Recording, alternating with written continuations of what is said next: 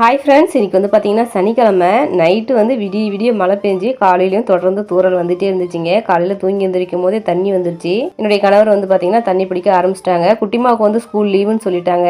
அப்புறம் ஜெய்குட்டிக்கு வந்து பார்த்திங்கன்னா இன்றைக்கி ஸ்கூல் இருந்துச்சு. சரி, இன்றைக்கி வந்து லஞ்சு பிரேக்ஃபாஸ்ட்லாம் செஞ்சலான்னு சொல்லிட்டு தலை குடிச்சிட்டு சாமியெல்லாம் கும்பிட்டுட்டு டிஃபன்லாம் செய்ய ரெடி பண்ணிட்டாங்க. அதுக்கப்புறம் ஜெய்குட்டியும் குளிச்சுட்டு வந்துட்டான். திடீர்னு பார்த்தா தொடர்ந்து மழையின் காரணமாக ஸ்கூல் லீவுன்னு சொல்லிட்டாங்க.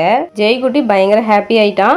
அவங்களுக்குலாம் ஸ்கூல் லீவ்ட்டு என்னங்க பண்ணுறது, நமக்கு தான் எப்பயுமே சமையலிருந்து லீவே கிடையாது. சரின்ட்டு பிசைஞ்சு வச்ச மாவுலாம் சப்பாத்தியாக ரெடி பண்ணிட்டாங்க. கிட்டத்தட்ட 3 மாதத்துக்கு முன்னாடியே நான் வெயிட் லாஸ் பண்ணுறேன்னு சொல்லிட்டு நிறைய டிப்ஸ்லாம் ட்ரை பண்ணி பார்த்தாங்க.